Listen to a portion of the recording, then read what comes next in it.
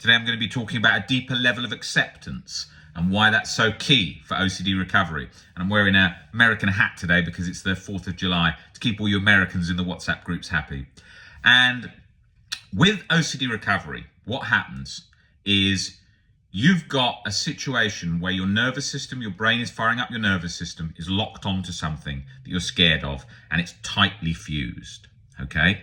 Now, what happens here is if you've got a certain feared scenario, sometimes the nervous system doesn't back down fully, right? And like the quote by Korzybski said, God may forgive your sins, but your nervous system won't. And that's a quote that's probably about 50 years old now. And it's not using it for any religious reference, but I'm using it just to highlight the point about the nervous system not backing down. Now, I spent years, 24/7, gnawing stomach, locked like a vice, 24/7, anxiety and guilt that was simmering away in the background because I hadn't fully got over and fully made peace with a lot of feared scenarios. Then I had a self-defeating process going on in my mind, which was keeping my head feeling like it was squashed in a vice. Now, what was happening there was I had a situation whereby I had like a real event from the past, false memories, real event, all of them, sometimes real event latched for multiple years. And my nervous system was completely fused to that, and like chronic guilt was just there. And it's because I was telling myself, if I did X, I should punish myself 24/7 for the rest of my life. Then I had a secondary fear cycle of fear of being stuck like that forever. Now, I needed to demonstrate to my brain that I could be at peace and have compassion for myself even if X had occurred, right?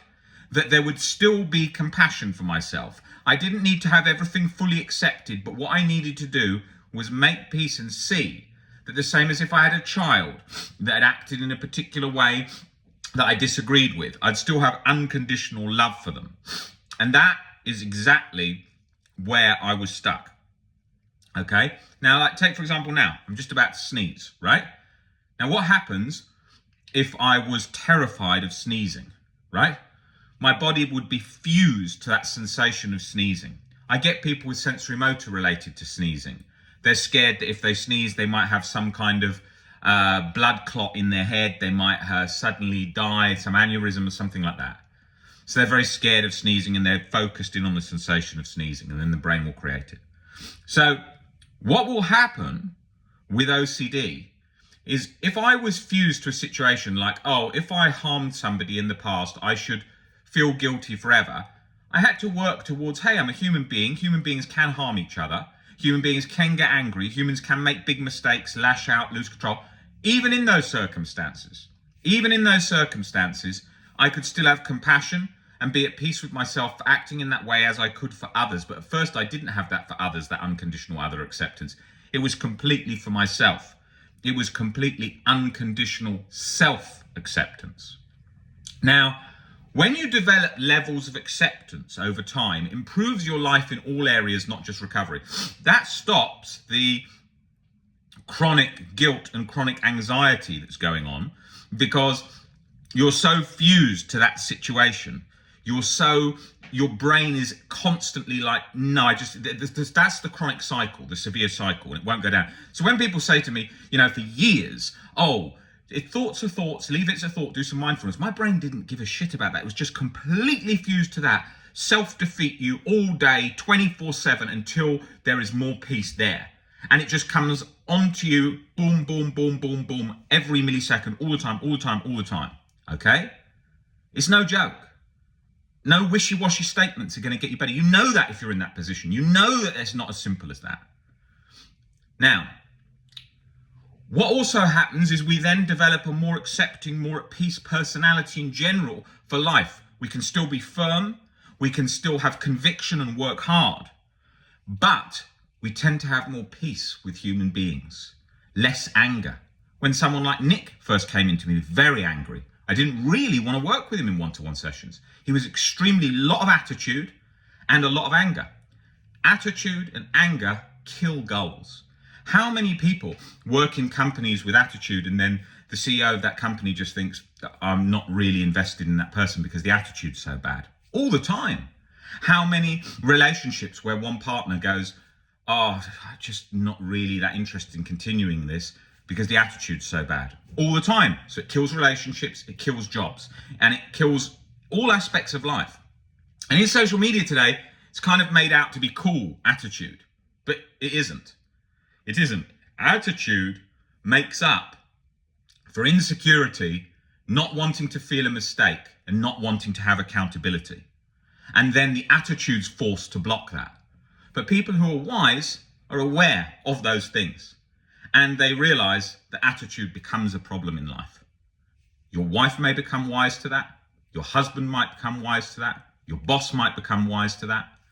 And therefore, eliminating attitude and eliminating anger where it's becoming chronic and a problem is key to your life. How many people with political opinions are like, I'm so angry about this and I must be heard all the time? They feel like crap a lot of the time because they're so angry, they're so self-defeating. You can be really passionate and conviction and strong, and I really want to get my message across without sort of screaming your head off. And that is absolutely key. And as you develop that deeper level of acceptance, attitude and anger come down. And then you can hold conversations calmly. You don't need to shout.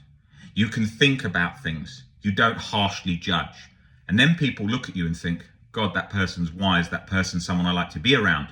Better job opportunities, better relationships. And that affects so many people, especially in this day and age of social media. If you work on anger and you work on attitude, it helps pave the way to acceptance in general. I never really meet someone who's got like loads of attitude and anger who's like a really great recovery story, because the two don't go together. You're diffusing all those 0 to 100 anger and anxiety states. And that involves accepting maybe you're wrong. That involves accepting maybe you've looked at it from the wrong angle. That involves not being heard. That involves being ignored. Now, that doesn't mean, again, you can try to be noticed and so on. But what it means is that you're not making yourself sick from trying to get your point across.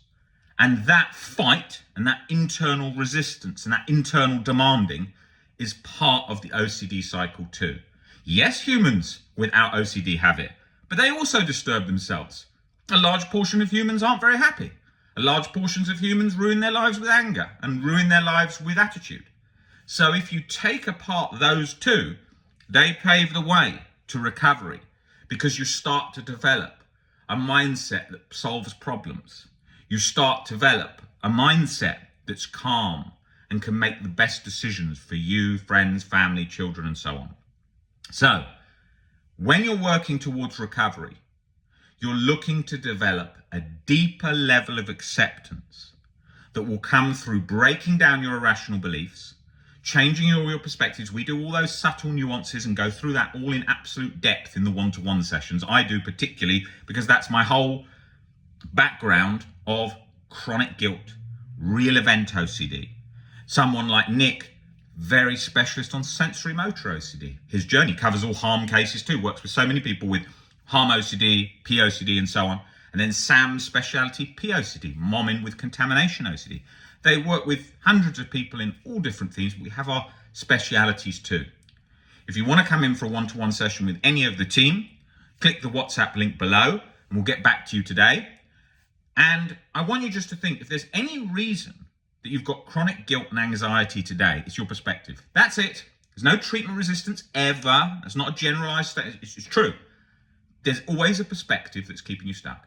Even if it feels like you're not even that anxious and you've got chronic guilt and anxiety going on, there's a perspective. You just can't notice it right now. It's not so obvious, but it's keeping the cycle going. We have got to work to break that cycle down so that baseline peace kicks in and you get back to that default baseline peace which you were in before. So it's not rocket science, but it's harder than you wish it to be. If you practice and break that down, it will restore. It's restored for me now. I'm completely calm in my head. I can focus, I can think. I'm not like locked behind that misted glass when you're in a chronic anxiety and guilt state. I'm completely at peace here. I can have anyone say anything. I can think anything about the past. I can think anything about the future. I don't care about any memories, real events, anything. Complete default peace. And I was a chronic, severe case of OCD for many, many, many years. There is hope. You can recover, but you have got to put the work in.